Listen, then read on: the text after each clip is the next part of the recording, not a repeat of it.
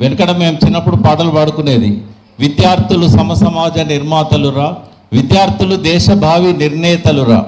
కానీ చంద్రబాబు నాయుడు పీరియడ్లో, ఆ తర్వాత అంతకంటే ముందు ఈ విద్యార్థి సంఘాలకు ఎన్నికలు ఎప్పుడైతే రద్దు చేశారో, ఒక జేఎన్యూ, సెంట్రల్ యూనివర్సిటీ లాంటి తప్ప ఎక్కడ కూడా విద్యార్థులకు ఎన్నికలు లేవు. ఎన్నికలు లేకపోయేసరికి శ్రీశ్రీ అన్నట్టుగా కొంతమంది కుర్రవాళ్ళు పుట్టుకతో వృద్ధులు, పేర్లకి పుకార్లకి షికార్లకి నిబద్ధులు, తాతగారి బామ్మగారి రేవంత్ గారి భావాలకు దాసులు, నేటి నిజం చూడలేని కీటక సన్యాసులు అని శ్రీశ్రీ తిట్టాడు. కానీ మనం టీఆర్ఎస్ తరఫున ప్రూవ్ చేయాల్సింది ఏంటంటే, కొంతమంది కుర్రవాళ్ళు పుట్టుకతో యువకులు, పావన నవ జీవన బృందావన నిర్మాతలు, వారికే మనం సాల్యూట్ చేద్దాం.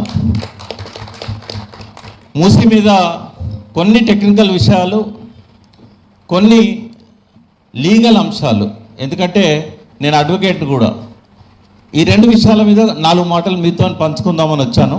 ఎందుకంటే చాలామంది ఏది పడితే అది మాట్లాడుతున్నారు. మనం ఆ గైడ్లైన్స్ ప్రకారమే మాట్లాడదాం, మనకు ఇబ్బంది ఏం లేదు. మనం రేవంత్ రెడ్డి ప్రభుత్వాన్ని ఏమడుగుదామంటే, ఇప్పటిదాకున్న ఎన్జిటి గైడ్లైన్స్, ఇప్పటిదాకున్న చట్టంలో ఉన్న రెగ్యులేషన్స్, గతంలో జరిగిన పొరపాట్లు అన్నింటిని దృష్టిలో పెట్టుకొని డిసైడ్ చేయమందాం. వాళ్ళు టైం కూడా ఇచ్చారు కదా, ఏప్రిల్ 15 దాకా. సో టీఆర్ఎస్వి తరఫున కూడా మీరు ఒక ప్రతిపాదన సిద్ధం చేసి సబ్మిట్ చేయండి. టీఆర్ఎస్ పార్టీ తరఫున కూడా ఒకటి సబ్మిట్ చేయాల్సిన అవసరం ఉంది. సరే, వాళ్ళు కన్సిడర్ చేస్తారా చేయరా పక్కకు పెడదాం. మనం చెప్పలేదనే ఒక అపవాదం మన మీద అవసరం లేదు, సబ్ కమిటీ కాబట్టి. నంబర్ 1 ఏంటంటే, ఈరోజు వరకు భారతదేశంలో ఎటువంటి రెగ్యులేషన్స్ కూడా, ఎటువంటి నోటిఫికేషన్ కూడా చేయలేదు. ఒక నదికి ఇంకా దారుణం ఏంటంటే, నదికి బఫర్ జోన్ ఉండదు. బఫర్ జోన్ అనేది చెరువులకు ఉంటుంది, నిల్వ ఉన్న నీటికి బఫర్ జోన్ ఉంటుంది. బట్ ఈ గుడి ప్రభుత్వానికి ఏంటంటే ఇప్పటికి కూడా సోయి లేదు. మన సిడబ్ల్యూసీ వాళ్ళు ఒక లేఖ రాశారు, మూసీకి ఫ్లడ్ ప్లేన్స్ ఏమున్నాయంటే ఒకరికొకరు మాట్లాడుకుంటామని నన్ను అడిగారు. ఫ్లడ్ ప్లేన్ అంటే ఏంటి సార్ అని. అంటే వరద వచ్చినప్పుడు ఎంత దూరం అయితే వరద పోతుందో అది ఫ్లడ్ ప్లేన్. అది డిసైడ్ చేయలేదు. టీఆర్ఎస్ గవర్నమెంట్లో భారతదేశంలో మొట్టమొదటిసారికి నదికి బౌండరీస్ డిసైడ్ చేశారు. ఒక మన తెలంగాణలోనే కాదు, ప్రపంచంలో భారతదేశంలో కూడా ఏ నదికి బౌండరీస్ లేవు. ఎందుకంటే సాయిల్ ఎరోజన్ అనేది ప్రతి సంవత్సరం జరుగుతూ ఉంటుంది. ఈ నది ఇక్కడ నుంచి ఇక్కడి వరకే ఉండాలని ఎక్కడ కూడా ఇప్పటివరకు డిసైడ్ చేయలేదు.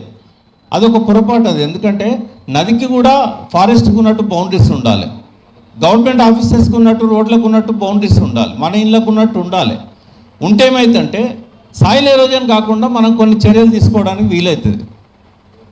చాలా దారుణమైన అంశం ఏంటంటే, భారతదేశంలో నదుల ద్వారా సముద్రంలో కలుస్తున్న టాప్ సాయిల్ ఏదైతే ఉంటుందో అది 500 టన్నులు. అంటే ఒక సంవత్సరంలో భారతదేశంలో నదుల ద్వారా సముద్రాల్లో కలిసేది 500 టన్నుల టాప్ సాయిల్.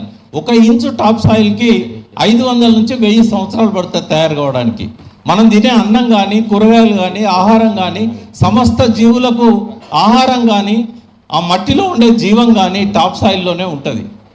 చాలా యథేచ్ఛగా నదులలో మనము పంపిస్తూ ఉన్నాం. దానివల్ల ఏమైంది, ఈ నదులకు బౌండరీస్ అనేటివి డిసైడ్ కాకుండా పోయినాయి. మరి మూసీ నదికి ఏది ప్రామాణికంగా తీసుకుందాం, ఎప్పటి బౌండరీస్ను మనం ప్రామాణికంగా తీసుకుందాం. అతి కష్టం మీద కేటీఆర్ గారు మున్సిపల్ మినిస్టర్ ఉన్నప్పుడు వారు ఒక ఆదేశం ఇచ్చారు, 3 నెలల్లో నాకు మూసీకి 52 కిలోమీటర్ల బౌండరీ కావాలి, బాబుఘాట్ నుంచి నాగోల్ దాకా.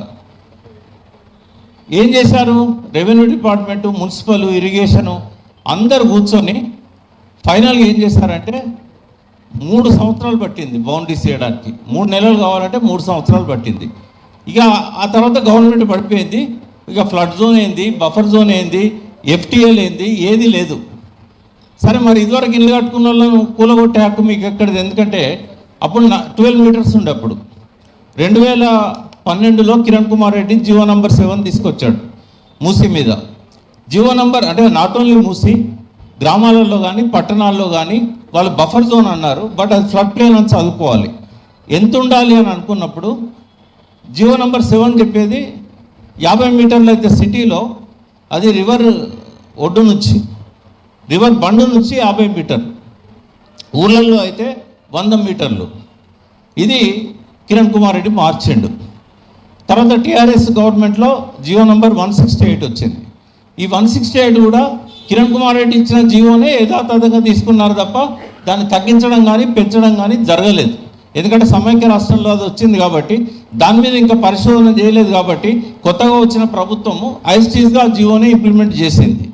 బట్ అంతకుముందు ఏముండే 2012 కంటే ముందు కేవలం 12 మీటర్లే ఉండేది. 12 మీటర్లు ఉన్నాయి కాబట్టే పర్మిషన్ తీసుకొని కట్టుకున్నారు అందరు. వీళ్ళని రాత్రి కూలగొడతామంటే వాళ్ళు ఏమైనా చట్ట విరుద్ధంగా కట్టుకున్నారా? ఇప్పుడు మధు పార్క్ రిడ్జ్ ఉంది, బాపుఘాట్ సంగమానికి దగ్గరలో ఉంటుంది. వెనక ఈసా నది ఉంటుంది, ముందట మూసీ నది ఉంటుంది, మూసా నది ఉంటుంది. ఈ రెండు కలిసినాకనే బాపుఘాట్ దగ్గర మూసీ అంటాం దాన్ని. ఈ రెండు కలవడానికి ముందు వాళ్ళు ఖచ్చితంగా 12 మీటర్లు దాటిన తర్వాతనే కట్టుకున్నారు. వాళ్ళు ఎప్పుడైతే 12 మీటర్ల లోపుంటే కూల్చేయాలి, కానీ నువ్వు 12 మీటర్లు దాటిన తర్వాత బాజాబ్తా పర్మిషన్ తీసుకొని ఇదే కాంగ్రెస్ గవర్నమెంట్ ఇచ్చిన పర్మిషన్ తీసుకొని కట్టుకున్నారు. బహుశా అప్పుడు చంద్రబాబు నాయుడు గవర్నమెంట్ ఉంటుంది మొదలుపెట్టినప్పుడు. బట్ ఆ పర్మిషన్స్తో ఇల్లు కట్టిన తర్వాత అది కాంగ్రెస్ గవర్నమెంట్. దాసో శ్రావణ్ గారికి ఆహ్వానం. సో ఇక్కడ మనం గమనించాల్సిన అంశం ఏంటంటే మధు పార్క్ రిడ్జ్ అనేది జీరో వాల్యూ ఎట్లయితే రేవంత్ రెడ్డి మనం ప్రశ్నించాల్సింది. మధు పార్క్ రిడ్జ్ అక్కడున్న ఎవరైతే రెసిడెంట్స్ ఉన్నారో వాళ్ళకు మన సాలిడారిటీని తెలుపుతూనే వాళ్ళ తరఫున మనం మాట్లాడాల్సింది కానీ మనం కొట్లాడాల్సింది కానీ ఏంటిదంటే మధు పార్క్ రిడ్జ్ ఎట్లా జీరో వాల్యూ అవుతుంది. ఎందుకంటే బాజాబ్తా పర్మిషన్ తీసుకొని కట్టారు. Congress government and TDP government రెండు గవర్నమెంట్లల్లో పర్మిషన్ తీసుకొని కట్టారు. మరి అప్పుడు ఎట్లా పర్మిషన్ ఇచ్చారంటే అది లీగల్. అది 12 మీటర్లే బఫర్ జోన్ ఉండేది అప్పుడు. అంటే ఫ్లడ్ ప్లేన్ అనేది 12 మీటర్లే ఉండేది. కాబట్టి మధు పార్క్ రిడ్జ్ ఇది జీరో వాల్యూ కాదు, 100% ఏంటంటే అది దానికి యాజ్ పర్ రూల్ ఒకవేళ ల్యాండ్ అక్విజిషన్ చేసినట్టయితే అర్బన్లో దానికి కావాల్సినంత డబ్బులు ఇచ్చి వాళ్ళని అక్కడి నుంచి రిహాబిలిటేట్ చేయడానికి ఒక అంగీకార యోగ్యమైన పద్ధతిలో, అది కూడా ఏంటంటే వాళ్ళ యాక్సెప్టెన్స్ ఉండాలి, ఆ ప్రజా విచారణలో వాళ్ళని పిలవాలి. అయితే ఇప్పుడు ప్రభుత్వం ఏం చేస్తుంది, మేము టీడీఆర్ ఇస్తామంటుంది. టీడీఆర్ అది అమలైతో కాదో తెలియదు. రేపు ఇదే ప్రభుత్వం టీడీఆర్ ఇచ్చి ఒక ఏడాది తర్వాత జియో మార్చదని గ్యారెంటీ ఏం లేదు. ఆ టీడీఆర్కి ఇచ్చే రేట్ ఏముంటుంది, వీళ్ళు అమ్ముకుంటే ఎంత రేట్ వస్తుంది, అసలే రియల్ ఎస్టేట్ డమాలన్నది. ఇప్పుడు టీడీఆర్లే కాదు, కట్టిన బిల్డింగ్లకే దిక్కులేదు, ఇంకో ఫ్లోర్ వేసుకోమని చెప్తున్నాడు రేవంత్ రెడ్డి. అందుకే మధు పార్క్ రిడ్జ్ వాళ్ళు దీన్ని అంగీకరించడం లేదు. వాళ్ళు ఒక్కరే కాదు, ఇవాళ మూసి ఒడ్డున ఉన్న ఈ 10,000 కుటుంబాలను, ఏదైతే 10,000కు పైన కుటుంబాలను ఐడెంటిఫై చేశారో మూసి నిర్వాసితులు, వాళ్ళ విషయంలో కూడా ఇదే అన్యాయం జరగబోతూ ఉన్నది. వాళ్ళకి టీడీఆర్ ఇస్తే వాళ్ళు ఎక్కడ పోతారు పట్టుకొని? ఏ మైహోమో అపర్ణ వాళ్ళ దగ్గరకు పోతే వీళ్ళకి ఆ లెక్కలు తెలివే టీడీఆర్ ఎంత ఉంటుంది, ఎంత ఇవ్వాలి. కాబట్టి ఇది కరెక్ట్ కాదు.